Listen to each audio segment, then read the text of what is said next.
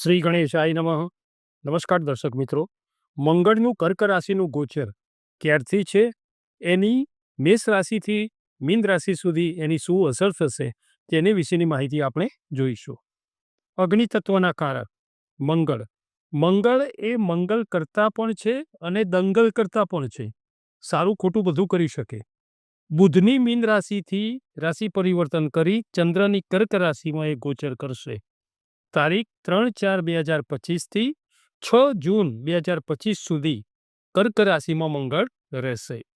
સૌપ્રથમ જાણીએ કે મંગળ એ કેટલા લોકોને પ્રભાવિત કરે છે, કઈ કઈ વસ્તુઓ પર એની અસર થાય છે. જો તમને મંગળ શુભ ફળ આપતા હોય તો શું અનુભવાય, બદ મંગળ એટલે કે અશુભ મંગળ હોય તો કેવી સ્થિતિ કરે છે, તેમજ જેનામાં અશુભ મંગળ હોય એમને કયા કયા ઉપાય કરવા જોઈએ કે જેનાથી ને શુભ ફળ એનું પ્રાપ્ત થાય, એ વિશેની માહિતી આપણે જાણીશું.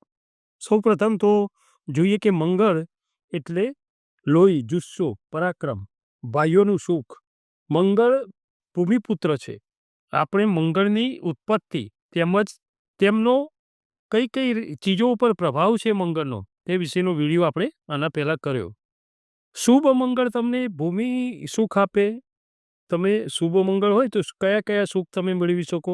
સૌથી પહેલું તો પોતાના નામે મકાન, જમીન આ બધું હોય. ભૂમિ સુખ આપે, મકાનનું સુખ આપે, ધન સુખ આપે, પુત્ર સુખ. આ બધી કામનાઓ જે તમારી છે એ પૂર્ણ કરે. મન ઈચ્છિત કામનાઓ જે છે ને એ મંગળથી પૂરી થતી હોય છે. શત્રુઓ પર વિજય અપાવે, સારી વિદ્યા તમે મેળવી શકો, ઐશ્વર્યની પ્રાપ્તિ કરાવે. એવું કહેવાય છે કે અભિષ્ટ સિદ્ધિ અપાવે. એમાં બધું આવી જાય. એમાં એવું કહેવાય છે કે ધર્મ, અર્થ, કામ અને મોક્ષ આ બધું દીર્ઘ આયુષ પણ અપાવે. આ બધું મંગળથી શુભ ફળ પ્રાપ્ત થતું હોય છે. જેનો મંગળ સારો હોય અને આ બધું સારું જોવાય છે. હવે જોઈએ કે અશુભ મંગળ, બદ મંગળ હોય તો કેવું અનુભવાય? તો સૌથી પહેલું તો નાની નાની વાતે ગુસ્સો, ક્રૂર વિચાર, સારા વિચાર જ ના, ઉતાવળિયો નિર્ણય, કુટુંબમાં ક્લેશ, કટુભાષી, જે બોલે ને કડવું જ બોલે, ધનની કમી, પૈસાની કમી રહે, નાની નાની વાતનો ગુસ્સો, વાદ વિવાદ થઈ જાય, લડાઈ ઝઘડા ટંટા, આ બધું, નિરાશા, આંખના ખૂણામાં લાલાશ રહે, અતિશય કાળી મજૂરી કરાવે, હતાશા, ઋણી બનાવે, પૈસાનું ઋણ વધી જાય, કર્જ વધે, મિત્રો સાથે સંબંધો બગાડે, એમાં ખામીઓ શોધવરાવે, પારિવારિક સંપત્તિમાં પણ ઝઘડા કરાવે.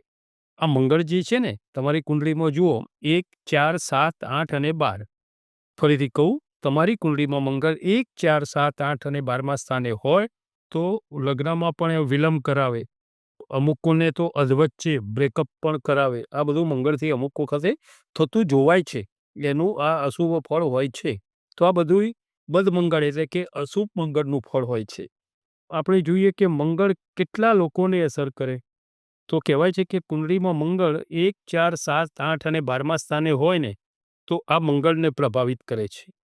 એ સિવાય પણ મંગળની 4મી, 7મી અને 8મી આ દ્રષ્ટિ એ પણ પ્રભાવિત કરે છે. એટલે કે તમે જુઓ મોટે ભાગે દરેક મોટા ભાગના સ્થાનમાં મંગળ સારું કે ખોટું ફળ આપનારા હોય છે. એટલે કહી શકાય કે 40 થી 42% લોકો મંગળથી પ્રભાવિત થતા હોય છે, બિલકુલ પ્રભાવિત થતા હોય છે, જેમાં શુભ અને અશુભ ફળ બંને ભોગવતા હોય છે. સારા મંગળથી તમને સારો મંગળ હોય ને કુંડળીમાં તો ખેલકૂદમાં તમે સ્પોર્ટ્સમાં આગળ વધી શકો, એમાં ઉત્તમ ધ્યેય પ્રાપ્ત કરી શકો. એક તમે સોલ્જર, સિપાહી તરીકે યોદ્ધા બનાવે. કેમ કે મંગળ એ લોહીના કારક છે ને એમનો પ્રિય કલર લાલ છે. બહાદુરી, પરાક્રમ એ મંગળથી જોવાય. બાહોશ એ મંગળથી જોવાય. હવે જો ખરાબ મંગળ હોય તો તેનો ઉપાય શું કરવા? પ્રથમ તો એવું કહેવાય છે કે મંગળ જે છે ને કોઈ પણને ખરાબ હોય તો હનુમાનજીને શરણે જવું. મંગલ કો જન્મે મંગલ હી કરતે. મંગળવારે સવાર સાંજ હનુમાન ચાલીસા, પછી સુંદરકાંડનો પાઠ આ બધું કરવું જોઈએ. બીજું મંગળનું દાન, લાલ વસ્તુનું દાન, લાલ વસ્ત્રનું દાન, મસૂરી દાળનું દાન કરો, ગોળનું દાન કરો. આ બધું સારું વસ્તુ છે મંગળના અધિપત્યવાળું. તો આ બધું દાન કરવાથી પણ મંગળ શુભ રહે છે. બીજું જોવાય તો જાપ કરવા જોઈએ અથવા કોઈના પાસે કરાવવા જોઈએ. મંત્ર છે એનો બીજ મંત્ર ઓમ ક્રામ ક્રીમ ક્રોમ સહ ભૌમાય નમઃ. આ મંત્રના 40,000 જપ સંખ્યાથી એના જાપ કરાવવા જોઈએ અથવા કરવા જોઈએ. બીજું, શિવ પૂજા કરવી જોઈએ. યજ્ઞ, મંગળ શાંતિ યજ્ઞ કરાવવા જોઈએ. બીજું કહેવાય કે મૂંગા રત્ન, જે મંગળનું રત્નનું નામ છે મૂંગા રત્ન, એ તમારે અનામિકા આંગળી, જે ભગવાનને ચાંદલો કરીએ છીએ ને, એ આંગળી ઉપર કોઈ જ્યોતિષીની પરામર્શ લઈ અને સોનામાં ધારણ કરવું જોઈએ. વાદ વિવાદમાં ના ઉતારવું જોઈએ. ખાસ આ એક પ્રયોગ કરી જુઓ, બધી જ રીતે સફળ થવાય. કોઈ પણ વાતચીત ચાલતી હોય ને, તો સામેલાની પૂરી વાત સાંભળી અને પછી અભિપ્રાય આપવો. કેમ કે વાદ વિવાદમાં ના ઉતરો ને, તો બી મંગળ શુભ બની જાય છે. કેમ કે મંગળથી વાદ વિવાદ પણ થતા હોય છે. મિથુન રાશિ, અક્ષર કચ્છગ. મંગળની કર્ક રાશિમાં થતું રાશિ પરિવર્તન તમારી રાશિથી બીજા ભાવમાં થશે. તારીખ 3 એપ્રિલ 2025 થી 6 જૂન 2025 સુધીનું આ ગોચર તમારી રાશિથી બીજા ભાવમાં થતું આ ગોચર તમારા માટે વ્યવસાયથી સારું જોવાશે. આર્થિક સુખ પણ તમે સારું મેળવી શકશો. નવી નોકરી માટે જો તમે પ્રયત્ન કરતા હોય તો અહીંયા તમને એનો ચાન્સ મળી શકશે. સ્થાન પરિવર્તન પણ થઈ શકશે.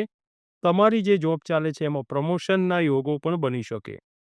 પરંતુ અહીંયા તમારે ખાસ સતર્ક રહેવું પડશે. ઓફિસમાં કે વ્યવસાયમાં કોઈની જોડે કારણ વગરનો વાદ વિવાદ ન થાય એનું ધ્યાન રાખવાનું. શક્ય હોય ત્યાં સુધી આ વાદ વિવાદમાં ન ઉતરવું. અહીં તમને કુટુંબ પારિવારિક વિવાદોમાં પણ ઉતરવાનું થશે.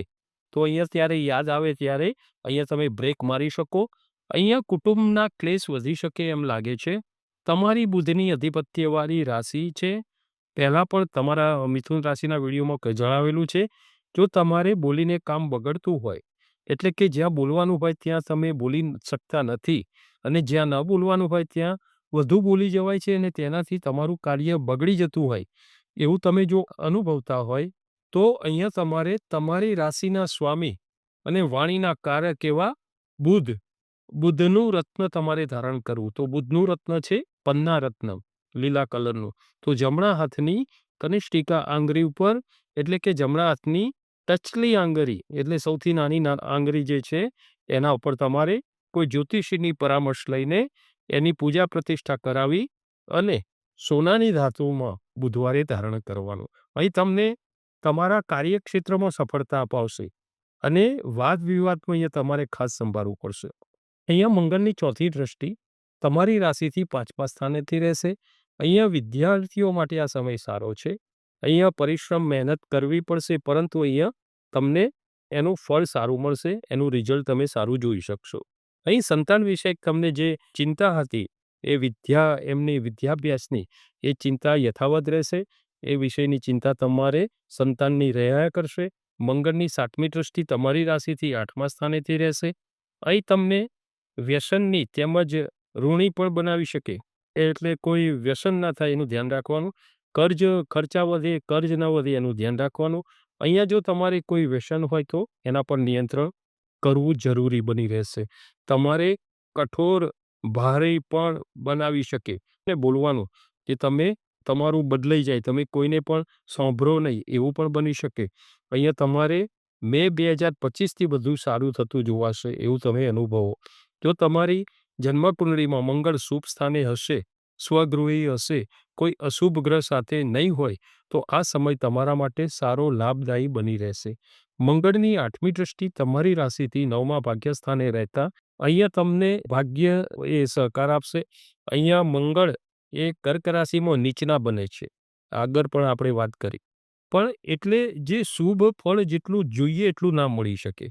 અહીંયા ખુદ મંગળ નીચના છે, કર્ક રાશિમાં છે, એટલે તમને એનું શુભ તત્વ, જે શુભ ફળ જેટલું સારું મળવું જોઈએ એટલું તમને મળી ના શકે. પરંતુ ઓવરઓલ જોઈએ તો તમારી મિથુન રાશિ માટે નોકરી વ્યવસાયથી પણ સારું રહેશે. કાર્યક્ષેત્રમાં તમારે સારું એવું એનું વળતર તમને મળશે. નવી નોકરીના યોગો, પ્રમોશન બઢતીના યોગો પણ અહીંયા તમને જોવાશે. વ્યવસાય હોય તો એમાં પણ સારો એવો લાભ મળી શકશે. ભાગીદારોનો સહકાર પણ અહીંયા તમને મળી શકશે. અહીં તમારે ફક્ત ને ફક્ત કૌટુંબિક પારિવારિક ઝઘડા, વાદ વિવાદ આ બધું ટાળવાનું રહેશે. ખાસ તમારે હનુમાનજીની ભક્તિ કરવી, મંગળવારે ખાસ હનુમાન ચાલીસા કરવી, એનાથી તમને એનું ફળ સારું મળી શકશે. નમો નારાયણ.